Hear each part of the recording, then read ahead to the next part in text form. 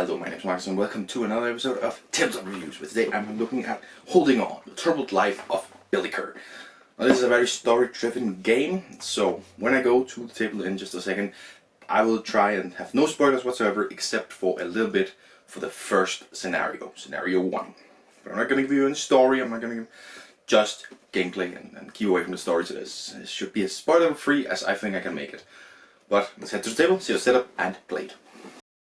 Alright, let's get this box open. There's not a lot of weight in it, so it's a nice looking rulebook. Honestly, the front page is really nice looking. So then we have this little main board here. Positioned out like this. And then we have this here clipboard, that is the shift manager. And a few different kinds of tokens here.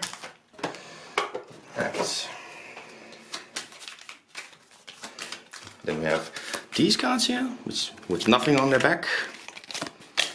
Oop. That we shuffle up and just kind of place over here. Can you even see it? You can't see it. Good. Good. Just want to make sure. And you have the cards that look like this on their back with a little quote. Shuffle that up as well. And position next to it. Then you have this very long cards here, which we'll shuffle up as well. And position right here. And this right here is the scenario deck. You can see here's scenario 1. Only flip it when it's ready. Just put that right there. And you have a few extra tokens. This one is scenario specific, and then we have these two right here. And the final thing are all of these pawns right here. Why one is the Billy pawn? You will start that at 28 here on the track. That's his life-o-meter.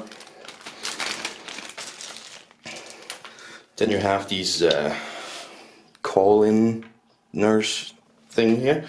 And you have your basic nurses. And then you have your player meeples. You have 4 different meeples, so choose some colors. I'm just going to choose yellow, orange, and blue for this 3-player setup. Put the last ones over there. These ones here are the health tokens things. I can never remember what these things are called, but anyways, every player starts with 2. This right here is the board for these ones, the light blue ones, the whatever things, and everybody else of course gets 2 of these tokens right here. Bam! And now we're ready to start. So yeah, these ones will give out health tokens, whatever. Target tokens, these are kind of, if you want to focus on something, you can use those. And you have stress counters, and these are hospital warnings. Get into that as we start playing. But anyways, how I start playing is you grab the scenario book. So this is where there's a little bit of a spoiler warning for scenario 1.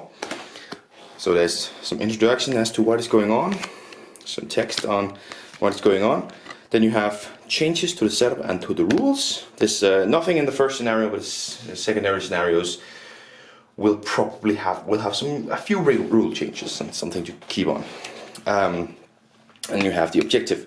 The objective of this one is you must have at least 1 clear memory in each timeline. There's 5 different timelines that you can. Actually, I'm going to need more room down here because it's down here you should build them. So yeah, 1 player is going to be this scenario, the freaking shift manager, and gets this board and kind of decides things. Let's say it is yellow for this one, just to point out here. Then you flip over the first card here, and red symbols, and hopefully, yeah, okay, I had a yellow symbol, good. Red symbols means critical, so if you don't do anything about it, he will go down. So shift manager decides that, and this up here. So let's just go through the card actually really quick. So this over here is if you're trying to better his health. If you don't do anything, there will be minus per red one left. And if not, it's just 0. Over here is kind of some other care. You can get some more of these tokens, or you can get some unclear memory cards. And this is how many you need to put on here, how many pawns you need to put on here. So, say he starts off with himself. Now he could just do that himself, do 1 to cover both, and he would get a stress counter on it. Maybe you don't want that, maybe you hope that, you know, you do something later on, so you put 1 of these on, and then you decide to heal him up. You need to heal up, and because there's 2 on it, he can use from his own supply, or from these guys' supply, right? And now he's healed up, so nothing happens. And then We go into the next shift here. You have a morning shift, a day shift, and a night shift. Here you see, again, you need to use 2, but nothing will happen. So if you heal up a yellow here, that's a new symbol, yellow. If you heal a yellow, he actually goes plus. Or otherwise you get 2 unclear memories, and this is the inquire action. And we'll get to that in just a second. Bam. So, what could we do here? Well, we could hope that it is something good and just place this guy and the player pawn. Now, it's the orange player, let's say it's this guy's pool over here. He gets to decide what happens. He's been put here by the shift manager, but he gets to decide how he uses it. Does he want to heal him up a little bit, or does he want to get 2 unclear memories? I think in this situation, when he's at 28, we're going to get some unclear memories. Unclear memories are the ones with the quote on the back. So draw from the bottom of it. You will draw it up. And then there's some quotes in here. I'm not going to read them, I'm just going to show you that they're quotes and move on. Because of course, again, spoiler material, I don't want to get too much. And we hope for something good in this one. And that is absolutely shit. Okay, great. So what could happen here is place him on over here. And then you move both these guys over here, which will result in them getting a stress counter because they've changed shift, or they've taken 2 shifts in a day. So yeah, but this is sort of a very distressing one, and you need to do something about it. These both get a stress counter. Unfortunately, we can only affect on 3 of them. Now, if we were capable, which we're going to pretend that we were, of affecting all 4, then all the meeples on here would get an extra one of these. So that's sort of nice, right? And then that has been dealt with, and that is the end of the day. Now, we don't have one of these left, but I'm just going to pretend that we did. Because then we can use the inquire action. Because what we'll do first is we'll place these down into timeline. You can see over here on the side, again I'm going to just cover up the text. There's a 1, that's timeline 1. And then you have here 5, that's a timeline 5. So you kind of flip them over, and what you can see, we're going to do this timeline 1 here. And what you can see is you can see Billy, and then blurred background. Yes. Now we're going to do the inquire action with the orange player. Let's just pretend he has this one, right? For every one of these ones, you get to draw a clear memory. So you spend this 1 here, and you just select one where you have an unclear. So it's either row 5 or row 1. Say row 1, and it draws up. This is a 3. That's a 3. And that's a 1. So you draw from the bottom until you get a 1, and then you can do a quick reshuffle of it. Just so it's not in the same order. And you have the 1, and it's not the same, which doesn't matter, you put it over here. And what you can see here is, spoiler material of course, it's a full memory. You can see everything that's going on. You see Billy, some other lady, and this one for example. You can see everything that's going on around Billy. And now, these ones here, you can see on the side here. These ones, now they don't match up here. If they match up, then that's historical events in order. And you also have some at the bottom here. Now these just so happen to line up, but of course this would be a 2 instead. If they line up here, well no, it's actually just 1. If they line up here, then that's in order of how it happens. Yeah. Now everybody, I completely forgot, everybody on the night shift actually get 1 extra because you're on the night shift. Yeah. Alright, but that doesn't matter. Let's get into a few things that didn't happen in this turn. It's a good thing that didn't happen. If we didn't have to fill out all these spaces, if I for example had this one guy in here, in the break room, this is called, he would get 2 of these tokens at the end of the round to choose next time. If one of these guys, so the player pawns can have 3 stress, these pawns can only have 2 stress. Let's say this one had 2 stress. I'm standing right here. At the end of the round, it will automatically be sent on leave. It will not be useful for the next round, but then it will come back completely without stress.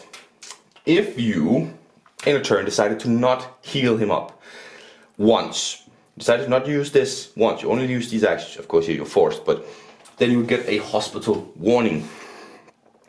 Because, well, which you would place here, you can only get 2 hospital warnings, and then he will be placed for the next hospital. Then you have an area up here, which is not used right now, and this thing, which is not used for scenario 1. It comes later on in the next scenarios.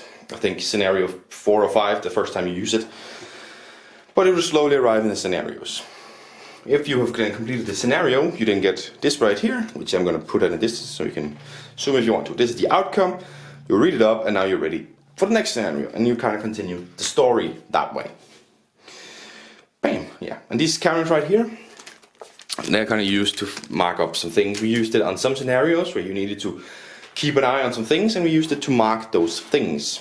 So yeah, I think I've pretty much covered everything. Well, of course, there are some in here. Let me just find one here. But look like this. These are the events. I'm going to show you it. All events have something that happens based on where you are on the track. From 14 and up to 30, that's the green part. From 8 to 13, that's the yellow part. From 4 to 7, that's the red part. And from 0 to 3, that's the black part. Just depending on where you are on the track, when you get an event, something will happen. Either to Billy Kerr or to you, it could be positive, it could be negative, depending on where you are, of course.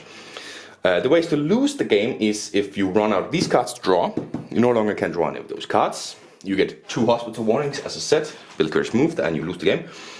Billy Kerr reaches 0 on his track. You know, he dies. Then of course you lose the game. And of course if you complete the scenario, you move on to the next scenario, and then so on, so forth. And I believe there are 10 scenarios to go through in this game. Yes. Seems, yes. Scenario, 10 scenarios. With 10 being quite long. 10 scenarios to go through, and you just, yeah. That's all you do. And I can't completely talk about how you win a scenario because it's different for every scenario. The first one is kind of basic, and I've tried to not put any spoilers in, so hopefully you're happy with that. Let's get back up to the board games, whatever I'm saying, and talk about it. It's the setup and gameplay of it, and spoiler free, as I said. I'm going not to talk about anything within it, just about the gameplay. And the gameplay itself, I find it a little bit boring, I have to say. Flipping on the card, distributing them, doing that, and then taking the then subsequent actions that you then can take.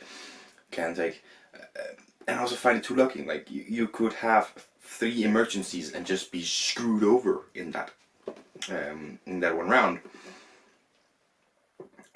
Because I have a really good round where you almost do nothing. But it's difficult for me. I don't overly enjoy it, but I love the stress factor. I think the stress factors are really good. About like you can do this, but it's gonna weigh on your staff, and you actually have to care about your staff. It's nice, you know. Not very realistic, caring about your staff. What the hell is that? But very nice touch to it. And the way the memory pattern worked was first line and second line, and drawing from the bottom. It's very interesting. I really like that aspect, I have to say. That is a really interesting aspect for me. Making these and trying to fit it all together and puzzle it together, trying to figure out what the hell happened to Billy. And of course the story, I think, is very well written. I mean, artwork is nice. The story itself is very well written, I think.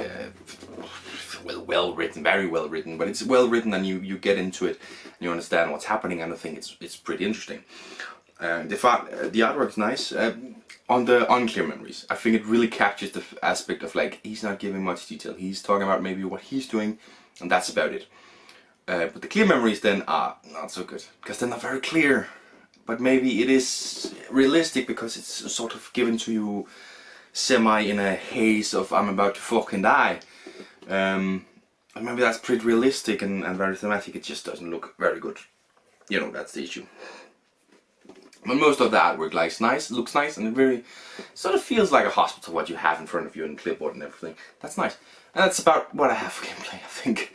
During distributing out. I like the fact that you have a shift manager who distributes everything out. That's very nice. Setup is very easy, and then yeah. Let's move on. The theme of this one is cool, of course. Being a medic staff, it's why my wife, my fiance, bought it, because that's what she's becoming. She wants to be a nurse as well, maybe even go on, but I don't know if she's going to do that. But she wants to be a nurse and stuff. Therefore, she bought this one. It's very interesting for her to play this game. I think it's very interesting as well. And I love the theme. I like the I like the theme, and I think it pulls you into this fact of you are trying to take care of this guy and figure out what the hell happened to him. So I think it's very good and very thematic. Components, I like the components. The little cardboard ones are very nice and thick. Like, you are not going to lose them, and they're easy to pick up from the table. It's lovely. The rings fit over the pawns so easily, and I love that. Pawns are simple enough, but they're wood, not plastic. I don't know if you talk about that, but that's like a big step up, that they're wood instead of plastic, right? When you look at them, you think Ludo. You feel them, you think Everdell, sort of, just to compare it to something. That's the feel of it. It feels very nice and moving around, and everything just makes sense. The cards are nice, good stock, good quality. Perfectly fine. I already touched upon the artwork, and I just think overall the production of this game is really good. There's a little component, so if you take a break, you can add all your cards into a component of these are the scenarios I have played, so I can continue. And resetting is easy. I like it because it's so easy to reset and play again, realistically. Yeah, as I said, I don't want to touch too much on the minor story, but I like it. But it's just, I think it's very much I'm going to play this once and that's about it. So, does it lie to you? And it says right here, 2 to 4 players, 14 and up, 45 to 60 minutes. Let's talk about 2 to 4 players first. 3 players, that's it. At 2 players, you have some special rules and you have to remember it, but you also just don't have enough pawns whatsoever. Like, you are really screwed over in some of these rounds. At 4 players, you just have too much, and there's a special rule, but you have too much. You're not stressed. It's easy. It's freaking easy. It's the opposite of most cooperative games, where at lower play counts it's easier, at higher play counts it's harder. This one's the opposite. Higher play counts, it's so easy. So 3, I think, is the golden spot. There's no special rules. You just place it around, and I think you have a good amount of pawns to use. So I think 3 is the sweet spot. 14 and up, I agree. 14, 15, it's a very hard subject matter in the story that you go into. It is, it's something else, and I think, yeah, you have to have an age where you can be capable of handling it and understanding it, because otherwise that's not good for you. So 14, 15, they're around, yeah. 45 to 60 minutes. This is the one where I'm a little bit confused. Because is that per scenario or is it the entire game? No matter what, it's wrong. Scenarios, I think, range from 5 minutes to 15 minutes. And there are 10 scenarios in here. You can already do the math. Like, that don't equal. Well, like, it's 5 minutes per scenario, that's 50 minutes. Okay, fair enough. But it's not every one. Some of them take longer. Like, the first scenario, we were almost going on. Second scenario, we freaking sailed through. Very much depends on the luck of the game and stuff, but I just... we reached 5 scenarios into this one, yeah? 5 scenarios into this one in our first gameplay. 1.5 hours. Halfway done. And per scenario, you are not going to play 45 to 60 minutes per scenario. This is because you're just not. Like, so I don't know about this time. It's completely screwed over. Is it per player? That doesn't make sense either. It's such a weird thing. It doesn't add up to me, and no. I don't, yeah, no. It doesn't make sense that time at all. So, what is my score for Billy Kerr? So I talked about how I like it, but what I really hate about it is that it is sort of a one-time play. That's also why I don't really buy legacy games. That's why I'm so worried about Ticket to Ride Legacy, because, man, I really want every Ticket to Ride, but that's a legacy game. But this one, you play it once, you get the story, and you can play it some other times, because but I just don't think the game carries in, right? It doesn't bring me in all the things you can do in the game, such as Everdell compared to Everdell before. Everdell has so many things you can do, so many combos, and the gameplay of it is so interesting. This one, it carries by the story, but once you've heard the story, you might want to try it out again later on and see if you get some different results. But in the end, it's the same story, and it's a good story. And it's like, sure, I have a bunch of movies right here, and I'll rewatch many of these movies. So I don't want to rewatch a movie all of the time. And there's a limit to how many times I want to rewatch it. Like, at most, I think some of my movies I watch at most 4 times a year. That's about where I'm at. Like, otherwise, I just get too much into it. But that does mean some movies I've watched 20 times. And I might play this game 20 times eventually. But it's going to take a long time with all these other brilliant games. And that really drags it down for me. And then you have the player count thing and the time issue. I give this a 7 out of 10, and it's carried immensely by the story. If it was purely gameplay, I think we were down at a 3 or 4. The story really carries it to this 7 out of 10, almost an 8 out of 10. But it's a 7 out of 10 for Billy Kerr and Tabletop. And am I keeping it? Well, it is my fiance's game, and she will decide whether we keep it or not, but I think she wants to keep it because she thinks it's a good story and it's a nice thing for her future job. So, anyways, thank you very much for watching another episode of Tabletop Reviews. Until next time, bye!